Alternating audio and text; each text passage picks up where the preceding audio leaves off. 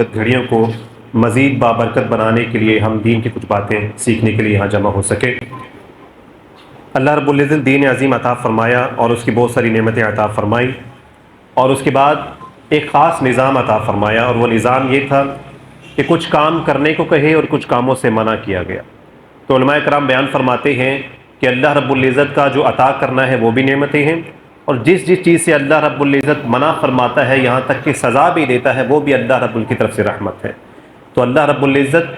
جب کوئی چیزیں نازل فرماتا ہے یا نبی اکرم صلی اللہ علیہ وسلم کسی چیز کو سنت بناتے ہیں تو بلا شبہ وہ امت کے لیے رحمت ہے، امت کے لیے برکت ہے، اور امت کو بہت سارے فسادات سے بچانے کے لیے، بہت ساری آزمائشوں سے اور معاشرے کے فسادات سے نکالنے کے لیے اللہ رب العزت نے تمام نظامات جاری فرمائے۔ تو اللہ رب العزت نے وہی خوراک جو میں عطا فرمائی اس کو کھانے کو بڑا ایک ثواب قرار دیا، اور کبھی اسی خوراک کو کھانے سے بالکل منع فرما دیا جب روزے ہم نہیں کھاتے۔ نماز بہت عظیم عبادت ہے، کبھی اس کے پڑھنے کو فرض قرار دیا اور کبھی اس کے پڑھنے کو حرام قرار دیا جب ممنوع اوقات میں ہم لوگ نماز بالکل نہیں پڑھ سکتے۔ روزہ بہت عظیم عبادت ہے، اور اس پر اللہ رب العزت نے عظیم تر ثواب رکھا ہے، اجر رکھا ہے، نیکی رکھی ہے۔ یہی عظیم تر عبادت کبھی تو کرنے کا حکم دیا اور کبھی بالکل اس کو حرام قرار دے دیا۔ عید کے دن ہم بالکل روزہ نہیں رکھ سکتے، اور 5 دن ایسے ہیں سال میں جس میں بالکل ہم روزہ نہیں رکھ سکتے، حالانکہ عظیم عمل ہے، اچھا عمل ہے، اللہ رب العزت کے حکم پر کر رہے ہیں۔ تو اللہ رب العزت کا ایک نظام ہے، اور ہر چیز کے اندر اس کی حکمتیں ہیں، اور بنیادی طور پر جو یہ قانون بنتا ہے وہ قانون یہی بنتا ہے کہ نہ عبادت اہمیت رکھتی ہے، نہ کوئی عمل اہمیت رکھتی ہے، نہ کچھ کرنا اہمیت رکھتا ہے، نہ کچھ نہ کرنا اہمیت رکھتا ہے، بلکہ اہمیت صرف یہی رکھتی ہے کہ اللہ رب العزت کیا حکم فرما رہے ہیں۔ تو ہمارے خالق اور مالک کی اہمیت ہے، اس کے حکم کی اہمیت ہے، اس کی بات کی اہمیت ہے، اور اسی کے تحت ہم زندگی گزارتے ہیں۔ تو اللہ تبارک و تعالیٰ جو اس نے نعمتیں عطا فرمائی ہیں، جو نظام عطا فرمایا ہے، اس کو سمجھ کر اپنی زندگی گزارنے کی توفیق عطا فرمائے۔ تو گزشتہ کچھ دنوں سے میں اسلام کی کچھ چیزیں پیش کرنے کی سعادت حاصل کر رہا تھا، جس میں اسلام کے کچھ خاص نظامات ہیں، اور وہ نظامات جو ہماری ذاتی زندگی سے متعلق بھی ہیں، معاشرتی زندگی سے متعلق بھی ہیں، خاندانی زندگی سے متعلق بھی ہیں، سیاسی حکمرانی زندگی سے متعلق بھی ہیں، اور بین الاقوامی زندگی سے متعلق بھی ہیں۔ اور یہ بتانا مقصود تھا کہ کس طریقے سے اسلام نے دین کو اتنا وسیع بنایا ہے، اتنی وسعت قرار دی ہے اس کی، کہ یہ صرف عبادت تک اس کو محدود نہیں رکھا گیا، صرف مسجد تک محدود نہیں رکھا گیا، بلکہ انسان کے پیدا ہونے سے لے کر قبر تک جانے تک، بلکہ قبر کے بعد تک کے بھی اسلام نے کچھ نظام رکھے ہیں، قوانین رکھے ہیں، اچھائیاں رکھی ہیں، اور جو چیزیں انسانوں کے لیے اچھی ہو سکتی تھی اس کے قوانین بتائے، اس کے احکامات بتائے، اور جن چیزوں سے انسان کو نقصان پہنچ سکتا تھا یا معاشرے کو نقصان پہنچ سکتا تھا ان چیزوں سے منع فرما کر ان پہ سزائیں بھی رکھی ہیں۔ تو اللہ رب العزت کا یہ خاص کرم ہے، اور یہی وہ چیز ہے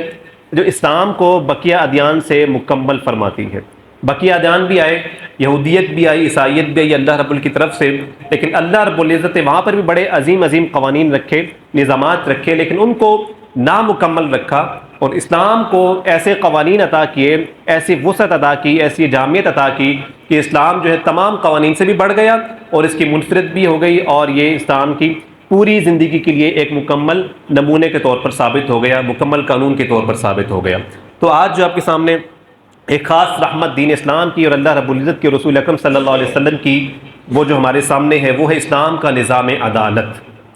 اور نظام عدالت وہ نظام ہے جس کے تحت انسانوں کو سزائیں دی جاتی ہے، یہ معاشرتی زندگی ہو یا مذہبی دینی زندگی ہو۔ تو اللہ رب العزت انسان کی فطرت کو دیکھتے ہوئے کہ جہاں وہ نیکیاں کرتا ہے، اچھائیاں کرتا ہے، وہاں وہ برائیاں بھی کرتا ہے، اور یہ برائی کرنا اور نیکی کو بھول جانا، نماز کا بھول جانا، یہاں تک کہ حضرت آدم علیہ السلام سے بھی ایک بھول ہوئی جس کو قرآن پاک میں خود اللہ رب العزت نے ارشاد فرمایا۔ تو اس چیز کو بنیاد رکھتے ہوئے اللہ رب العزت نے ایسے نظام بھی عطا فرمائے جہاں پر کچھ کام کرنے کا حکم ہے تو کچھ نہ کرنے کا بھی حکم فرمایا، یہاں تک کہ ان پہ سزائیں بھی اللہ رب العزت نے جاری فرمائی ہیں، اور یہی وہ سزائیں ہیں جس کو اسلام کا نظام عدالت کہتے ہیں، اور یہی وہ نظام ہے جس کے تحت معاشرے کو پاک رکھا جاتا ہے، جس کے تحت معاشرے کو فسادات سے بتایا جاتا ہے، جس کے تحت انسان کی زندگی اس کی حفاظت ہو رہی ہے، انسان کے خاندان کی حفاظت ہو رہی ہے، یہاں تک کہ انسان کی نسلوں کی بھی حفاظت ہو رہی ہے۔ تو ایسے قوانین جو ہیں وہ اسلام کے نظام عدالت کے اندر آتے ہیں۔ تو اللہ رب العزت نے اس کے متعلق مختلف آیات کریمات نازل فرمائیں،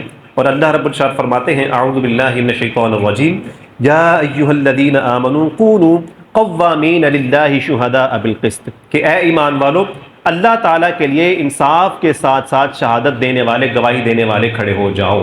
یعنی تمہیں گواہ بننا ہے اللہ تعالیٰ کے لیے کسی بھی چیز کے لیے، لیکن انصاف کے ساتھ، عدل کے ساتھ، سچائی کے ساتھ۔ وَلَا يَجْرِمَنَّكُمْ شَنَآنُ قَوْمٍ عَلَىٰ أَلَّا تَعْدِلُوا، اور ایسا نہ ہو کہ کسی قوم کا، کسی رشتہ داری کا بوجھ تمہیں ایسا بنا دے کہ تم ان کی وجہ سے عدل کو چھوڑ دو، تم ان کی وجہ سے انصاف کو چھوڑ دو۔ اعدلوا هو اقرب للتقویٰ، اور عدل کو تھام لو، بے شک یہ تمہیں متقین بنا دے گا۔ تو اللہ تعالیٰ نے آیت کریمہ کے اندر اس کا حکم فرمایا، پھر فرمایا ان اللہ یأمر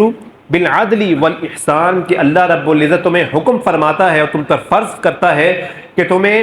عدل بھی کرنا ہے اور تمہیں احسان سے بھی کام لینا ہے۔ وَإِيتَاءِ ذِي الْقُرْبَى، اور اس کے ساتھ ساتھ تمہارے عزیز و اقارب ہے، رشتہ دار ہیں، ان کو دینا بھی ہے۔ وَيَنْهَى عَنِ الْفَحْشَاءِ وَالْمُنْكَرِ، اور تمہیں برائیوں سے اور برے کاموں سے دور رہنا ہے۔ یہ اللہ رب العزت نے حکم فرمایا، اور اس کے ذریعے عدل کو ہماری زندگی کے اندر اللہ رب العزت نے لازم فرمایا۔ اب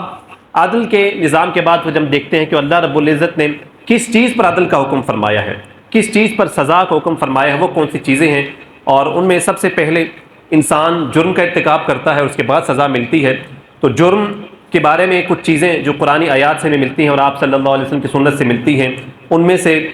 پہلی جو چیز ہے وہ یہ ہے کہ کچھ جرائم انسان کرتا ہے جن پر اللہ رب العزت نے خاص سزائیں رکھی ہے، جنہیں ہم حد کہتے ہیں، اور کچھ جرائم کرتا ہے جن پر حد نہیں ملتی، سزا نہیں ملتی، اس سے کچھ کم درجے کی سزا مل جاتی ہے، اور کچھ جرائم انسان ایسے کرتا ہے جن پہ معافی بھی مل جاتی ہے، قصاص کے ذریعے سے، دیت کے ذریعے سے۔ تو مختلف قسم کی بنیادی جرم ہے جن کی سزائیں ملتی ہیں۔ تو بنیادی طور پر یہاں پر جرم کی تین ہمیں سزائیں ملتی ہیں، تین قسم کے جرم بنتے ہیں۔ اور پہلے جو جرم ہے یہ وہ جرم ہے جن کے بدلے میں حد لگتی ہے، اور حد اللہ رب العزت کی طرف سے وہ خاص اور بڑی سزا ہے جو قرآن اور سنت کے اندر متعین کر دی گئی ہے، جسے تبدیل نہیں کیا جا سکتا۔ وہ کون سی سزائیں ہیں؟ وہ زنا کی سزا ہے، وہ قذف کی سزا ہے، وہ شراب کی سزا ہے، وہ چوری کی، ڈاکہ زنی کی سزا ہے، وہ نشے کی سزا ہے، اور وہ مرتد ہونے کی سزا ہے، جو اللہ رب العزت نے قرآن حدیث میں مقرر کر دی ہیں۔ اور یہ مقرر ہے، ان کی سزائیں بھی مقرر ہے، اس لیے اس کو حد کہتے ہیں۔ اسے نہ تبدیل کیا جا سکتا ہے، نہ کچھ اور کیا جا سکتا ہے، یہ ہمیشہ سے ہمیشہ لاگو ہوتی ہے۔ تو کچھ ایسے جرائم ہوتے ہیں جن پر حدیں لگتی ہیں۔ اس کے بعد دوسرے نمبر پر جو جرائم انسان کرتا ہے وہ ایسے جرائم ہیں جن پر قصاص دے دیا جا سکتا ہے، جن پر دیت دی جا سکتی ہے اور انسان کا چھٹکارا ہو سکتا ہے۔ اس میں عام طور پر قتل کی بات ہے، اس میں عام طور پر زخم ہو جانے کی بات ہے، انگلی کٹ گئی، کسی کا ہاتھ کاٹ دیا، کسی کی ٹانگ کٹ گئی، کسی کا پاؤں کاٹ دیا، تو اس کے بدلے کے طور پر کچھ چیزیں رکھ دی گئی ہیں جن سے انسان سزا سے بچ سکتا ہے، وہ حد سے بچ سکتا ہے، بڑی والی سزا سے بچ سکتا ہے۔ تو کبھی قصاص کے ذریعے سے اور کبھی دیت کے ذریعے سے انسان بچ جاتا ہے۔ تو عام طور پر اگر جان بوجھ کر قتل کیا ہے تو قصاص کے بدلے سے پھر وہ بدلہ پورا ہو جاتا ہے، یعنی قتل کے بدلے قتل کے ذریعے سے پورا ہو سکتا ہے۔ اور اگر اس سے کم درجے کی سزا ہے یا جان بوجھ کر اگر کسی نے قتل نہیں کیا تو دیت دے کر بھی اس کا جو ہے وہ مکمل طور پر اس کو سزا سے بچایا جا سکتا ہے۔ تو یہ نظام اللہ تعالیٰ نے عطا فرمایا۔ تیسرے نمبر پر جو جرم انسان کرتا ہے وہ جرم تعزیر سے متعلق ہے، یعنی تعزیر بھی ایک سزا ہے، لیکن یہ وہ سزا ہے جو قرآن اور حدیث کے اندر تو ملتی ہے لیکن متعین نہیں کی گئی،